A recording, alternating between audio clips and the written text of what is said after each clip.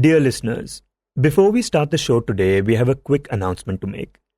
For those of you who are regular listeners of the podcast, you would know that we have been working on a show about love and relationships. And we have been working on it in collaboration with the German broadcaster DW. And in one of our episodes, we will be talking about divorce, which unfortunately continues to have a stigma associated with it. So if you have recently been divorced or are going through it right now or are even considering it, we want to hear from you. We want to know what this time has been like for you and how you have been dealing with the challenges that come with it. Please write to us at podcasts@indianexpress.com. That's podcasts@indianexpress.com. We look forward to hearing from you. Now, on with the show. Hi, I'm Shashank Bhargav, and you're listening to Three Things, the Indian Express news show. In this episode, we talk about the alleged murder of a Dhanbad judge. We also take a quick look at PV Sindhu's historic win. But first, we talk about the Assam-Mizoram border tensions. Exactly a week ago, on the 26th of July, 6 Assam police personnel and a civilian were killed in firing and clashes. These clashes, of course, had taken place between the security personnel of the two states. And all the border tensions between Assam and Mizoram have been going on for years. This was possibly the bloodiest standoff that they had ever seen. Since then, things have remained tense between the two states, and more security personnel have been deployed on both sides. In this segment, Tora Agarwala, who reports on Assam for the newspaper, joins us to talk about it.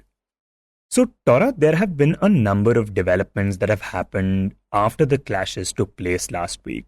Could you talk about how things have panned out since then? So, clashes happened on 26th of July. And 2 days after that, there was a meeting of the chief secretaries of both the states with the Union Home Ministry in Delhi. But despite that, both the states seem to be a deadlock of sorts because at the border, even if the Home Ministry had said that a neutral central force will be there, both the state police forces are still at the border. It's like neither the states have backed down. And coupled with whatever's happening on the border, there have been a lot of other developments. For example, on 30th of July, we first heard that the Assam police had summoned 6 officials from Mizoram, from Kolasib district, which is the district which borders Assam, basically the district where the clashes happened. So 6 bureaucrats from there have been summoned by Assam, and it's because Assam has also registered a case against them. But after that development, then we heard that Mizoram had in fact filed an FIR, and the FIR didn't just include just the bureaucrats from the Assam side, from Kachar district, which is the district on the Assam side near the border, but it also named the chief minister of Assam, Mr. Himanta Biswa Sarma. So while the Mizoram police summoned the officials, they didn't summon the chief minister, but the fact is that they even named the chief minister. So this was one major development. And apart from that, Tora says that another development was that the Rajya Sabha MP from Mizoram, Mr. K. Venalvena, on Wednesday told reporters that all Assam police personnel would be killed the next time such clashes occur. And he said this right outside the parliament. They pushed back our policemen from our own post and they gave firing order first before we fire them. They are lucky that we don't kill them all. If they come again, we shall kill them all. So these kind of statements have been made, and then obviously the Assam police has reacted, and the police have gone after this particular MP in Delhi. And then the Assam chief minister also, in a very unusual move, issued a travel advisory saying that people from Assam shouldn't be traveling to Mizoram. He said that officially, obviously, there was no restriction on the movement or anything like that, but he recommended that it wasn't safe for residents of Assam to go to Mizoram. And he said that because many civilians in Mizoram were carrying arms. Yeah, he said that the people of Assam should not visit Mizoram till all arms possessed by civilians are seized. And even besides this, the Assam government also talked about the trafficking of illicit drugs through Mizoram, right? Yeah, so Assam is also alleging that Mizoram has this drug route, and of late, in the last 2 months, Assam has declared this war on drugs. And so Assam police have been cracking down on all the drug routes, all drug dealers, drug peddlers, and all of that. Now, Assam is alleging that because a lot of drug trade happens through Mizoram, that is why the Mizos are reacting and getting affected like that. So that's one allegation made from the Assam side. The Mizo side has obviously denied it and said that this has nothing to do with that. So it's just that both the states have continued to make these very loaded statements, which obviously is not doing anything to improve the situation on the ground. And the evening of 26th is when the clashes happened, and 6 policemen from the Assam side died, and many others were injured, and a few of them were also injured on the Mizoram side. So violence happened on that day. But even if there's been no violence or no incident like that, the tension at the border is very much still there. And there has also been a blockage of the highway that passes through the Assam Mizoram border. And we know that a lot of trucks, for example, go through this area to transport goods. So, how has this latest clash affected their movement and the businesses in the area? Right. So Mizoram is essentially connected to the rest of the country through this one highway called National Highway 306, and it goes through Assam. So all kind of essential supplies, whether it's coming from Delhi or Bihar or wherever, it goes through this particular highway. It passes through Lelapur, which is on the Assam side, and goes on to Varangete, which is on the Mizoram side. Now, what has happened is even last year tensions had surfaced last October. And even then, there was an economic blockade, and trucks couldn't pass for almost a week to 10 days. And finally, the center had intervened and the blockade was lifted. And last year, obviously, it's never an official blockade. But the residents in Lelapur, which is in the Assam side, had prevented trucks from going there. So this year, of course, the hostilities are at a much more magnified scale this time. But this time, a similar situation is playing out on the ground. Now, if Assam has officially, even the chief minister has on record said that there is no kind of blockade, there is no restriction on movement. And even if you ask the officials in Kachar district in Assam, even they have said that there's no restriction on movement. Trucks can go, trucks are passing by. And even if you ask the CRPF or whoever's there, that they'll say that if trucks want to go, they can. But on the ground, I met several truck drivers who have been waiting since now it's going to be a week, and they're still there. Many carting things like mattresses and stuff like that. But there are also many others who have important, crucial supplies, like for an oxygen plant, which is to be made in Mizoram, and other hospital paraphernalia. So if you speak to the truckers, they are saying that they haven't been able to go. So it's also, you could call it like an unofficial economic blockade of sorts. And it's also a mix of fear. The officials are also telling them that if you go, there may be harm to your life. So the truckers are also scared of going. That is there, but also they're not being allowed to go. And of course, this is affecting the Mizos, since this is the only connection to the mainland for essential supplies. And they've already lived through it once before. And last year, it had a lot of impact on the Mizoram side because supplies are not available, prices go up, and things aren't available in the market. So they've told me it's not a dire situation right now itself, but potentially, if this continues, it can be. Right now, obviously, the government is stepping in, the Mizoram government is stepping in, and they are getting supplies through other routes in Tripura and all of that. But if this goes on, if it doesn't lift, then it's going to be a big problem for them. Okay, so we understand that these border issues have been going on between the two states for a while now. Both sides accuse each other of encroachment, and Mizoram, for example, doesn't agree to the last border notification. So the two sides are essentially disagreeing about the border. And plus, you mentioned that there was a clash that happened last year as well. So could you talk about in what way that clash was different, apart from, of course, the number of lives that were lost this time? So, this whole border issue between the two states, it goes back a long way. And the first flare-up happened as far back as 94. And that's about, say, 7 or 8 years after Mizoram got full statehood. So Mizoram was a part of Assam, was a district of Assam before. And as you said, the root cause of the problem is both states believe in a different date of demarcation. Mizoram follows the 1875 date, Assam follows the demarcation done on the 1933 date. And after that, because of this disagreement, issues have flared up time and again. Usually in the past 2 decades, it happens sometimes, maybe once in 5, 6 years, something will happen or the other. But in the past 2 years, it's become like a really hot border in the sense that there has been a lot of confrontation. So last year, and this is purely on the basis of my interviews with the residents of Lelapur on the Assam side. See, last time it was more of a civilian clash in the sense that there was stone pelting and it was more of on that level. Of course, the police were also involved last year. Even the economic blockade was done by the civilians last year. But this year, the battle is playing out at a much higher level. It's between the police forces, it's between the chief ministers of both the states. So it's a more of a political battle which is happening at the highest levels. So even when I did meet most of the residents of Lelapur, what they told me that, this time we've already fought this fight for many years and this time it's over to the government, and like they hoped for an early resolution so they can go on with their lives basically. And what kind of attempts have we seen to resolve this border issue in the past?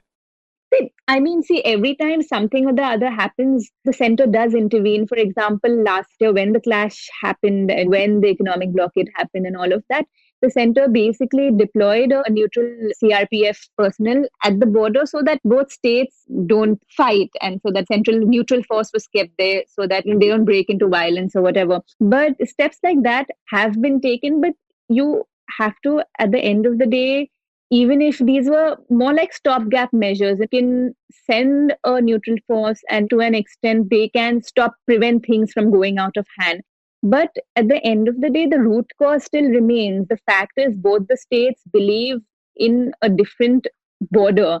So till that is solved once and for all, if the center doesn't step in and say that, okay, this is the border both the states are going to follow, however they do it, till then, obviously the problem will keep festering. Every time you can't be sending neutral forces to just stop them from fighting. You'll also have to, I think, address the root cause of it and fix that once and for all and demarcate a border. And obviously, both Assam and Mizoram will have to also reach a settlement or compromise, and there has to be a little bit of give and take for this issue to be solved.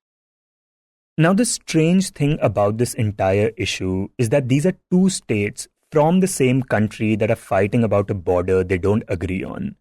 They are accusing each other of encroachment and threatening each other with violence, something that happens a lot with international borders. And Tora says that reporting on it does feel a bit like that. Because just that there's a lot of military presence, there's a lot of security, and the fact that over the 3 days I tried several times to cross over and I couldn't even make it to the site of the clashes because there's so much tension and the forces just won't allow me to go there. And then I started speaking with the residents who live near the border. It's just that there's so much uneasy and there's so much stress that you feel like it's an international border. And I'm sure people who have reported from international borders will say that as well. But the thing is, when I was talking to a few residents, I was asking them, how is it otherwise? Because they've lived with this border issue all their lives and they have to work together. They have to interact for business or whatever. So how does it play out? So they said when there's an episode like this, obviously you stop meeting or whatever, but in times of peace, you cross over, you have friends on both sides. And I was like, oh, wow, you cross over. And then I told myself, that's so stupid. This is a state border. Obviously, they will cross over. What's so shocking about that? But the atmosphere is such that you feel that this is two countries because the atmosphere is so tense right now. Yeah, you're right. I mean, despite these being two neighboring states, a lot of these concerns do seem like those related to international borders, and you definitely feel like that when you hear about these incidents. But tell me, what does the situation look like at the border right now, and what is the latest development regarding this issue? So, till Saturday night, at least what we saw was a deadlock, but there seemed to be a little progress on Sunday because I think both the chief ministers, Zoramthanga and Himanta Biswa Sharma, they both had a call with Amit Shah. And after the call, both of them have tweeted saying that they want an amicable resolution. and that's the way forward. And Zoramthanga also appealed to the Mizos to stop posting carelessly on social media, because obviously this fight is also panning out on social media as well, with residents of both the states really like tweeting at each other. And yeah, so he said that. And also, the Mizoram Chief Secretary said that the FIR, which named Assam Chief Minister, that they are planning to drop his name from the FIR. So, from their side, that's some sort of an olive branch of sorts.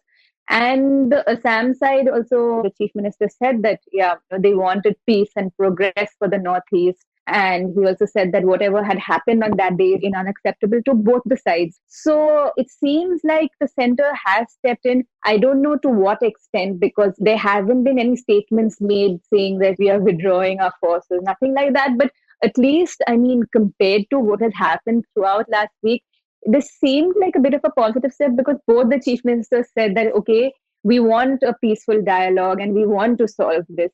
So it seems that maybe gradually, maybe it's the first step towards the deadlock breaking. So yeah, things may look up, but you can't say for sure right away.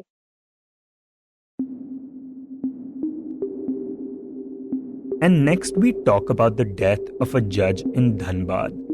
Last week, a CCTV footage went viral. In the footage, one can see an empty one-way road. One can tell that it's early morning. A few seconds later, a man appears on the left side of the road. He's slowly jogging. A few seconds after that, an auto rickshaw appears from the bottom of the video. The auto is riding right in the middle of the road. But then suddenly, it turns towards the left of the road, towards the man that is jogging. Even though the road is still completely empty, it then hits the man and continues to drive off. The man is then seen lying still on the ground. This man was an additional sessions judge of Dhanbad, named Uttam Anand. And although a passerby later took him to a hospital, he passed away later that day due to the injuries that he had suffered. The police have now instituted a murder probe into the matter.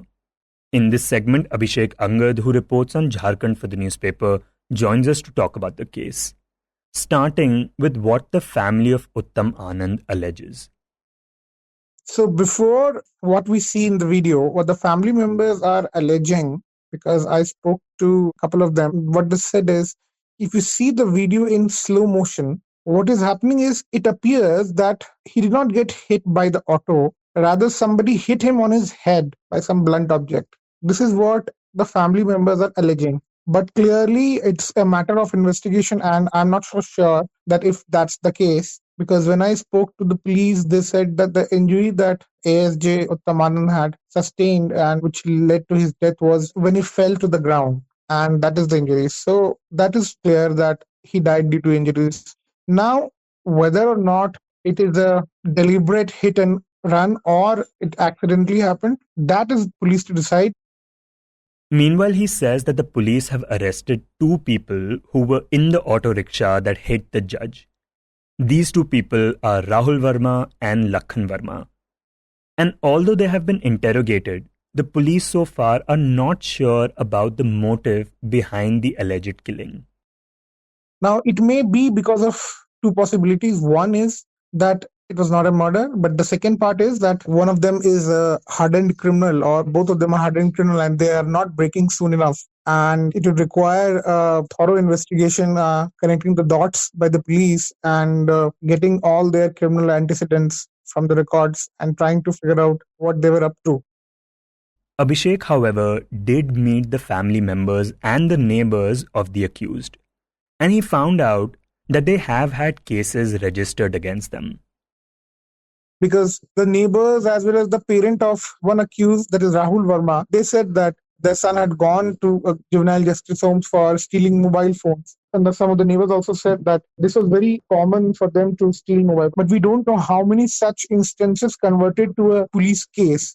And the other person, that is Lakhan Verma, he stayed in a very dilapidated house, and that was abandoned when I visited them. His father is no more and his brother is also a laborer, but they stay somewhere else. So everybody in the neighbor as well as the family members knew that they both did not have a means to sustain themselves. The only way that they could sustain themselves was apparently stealing. Rahul would steal mobile phones and Lakhan would get into street fights and steal autos. Besides this, Abhishek also found out from his sources that Rahul and Lakhan were drunk during the time of the incident. Now, since the case came to light, even the Supreme Court has taken notice of it. On the day of the incident, it spoke to the Jharkhand High Court to find out what the police were doing. But the second day, Supreme Court, what it did was it took suo motu cognizance of Anand's death, and it remarked that the gruesome incident had larger ramifications and the court would address larger questions of security for the judges across the country. So this is what the Supreme Court precisely said on the day when it took suo motu cognizance. Meanwhile, the police are still looking to find out why Uttam Anand could have been targeted. Uttam Anand's family say that he didn't have any enmity with anyone. And it is hard to establish any direct link based on the orders that he had given in the past, though Abhishek did analyze the recent cases that he had worked on. I tried to analyze the last 36 orders of July that he gave.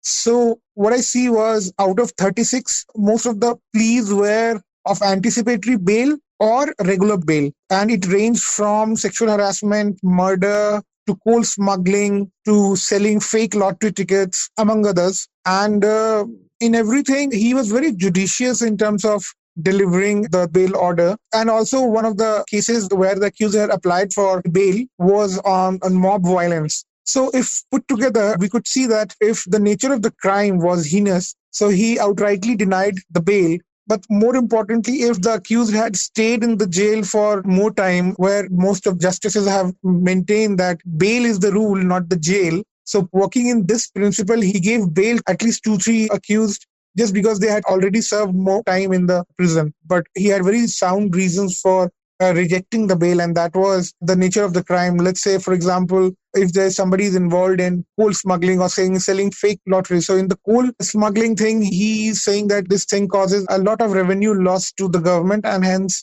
the bail cannot be given. And the fake lottery thing, he said that who are the people who become victim to all these things? These are the poor laborers from around who buy these things and use their savings on hard-earned money. Abhishek says that he was sympathetic to those with less means, especially the laborers in the state. Since his death, Chief Minister Hemant Soren has taken action into the matter and has met Anand's family. So Hemant Soren met the family on Friday, and then he said that government is there to give justice to the family and government is very serious in its investigation. That's what he said on Friday. And he also said that the police is on the case and there has been some preliminary findings and more will be revealed and police are getting to the bottom of it. But on Saturday, we heard that Hemant Soren government has ordered for a CBI probe. Why did it say that? There may be a lot of speculation, but there is nothing on record.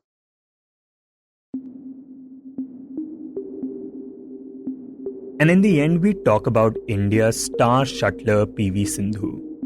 Yesterday, Sindhu defeated China's He Bingjiao in the women's single bronze medal match at the Tokyo Olympics. This was her second Olympic medal after the silver she won in Rio 2016. With this, Sindhu has become the first Indian female Olympian to win 2 medals. Moreover, Sindhu has also become the first woman internationally since 2008 to win a medal in the women's single in back-to-back Olympics. Only 3 women so far have won medals at successive games. Shortly after making history, Sindhu said that she was very young when she won the silver in Rio. People did not have much expectations from her, but this time it was normal that there was more pressure and responsibility. She also added that experience-wise and style-wise, a lot has happened in between, and that getting a medal here was a wonderful moment for her. And now, apart from this historic win, yesterday the Indian men's hockey team defeated Great Britain 3-1 to qualify for the semi-finals of the Olympic Games. This win has meant that India will play for an Olympic medal for the first time since the 1980 Moscow Olympics. Additionally, this was also the first time in 49 years that India beat Great Britain at the Olympics. You were listening to Three Things by The Indian Express. Today's show was written and produced by me, Shashank Bhargav, and was edited and mixed by Suresh Pawar. If you like the show, then do subscribe to us wherever you get your podcasts. You can also recommend the show to someone you think will like it, share it with a friend or someone in your family. It's the best way for people to get to know about us. You can tweet us at Express Podcasts and write to us at podcasts@indianexpress.com.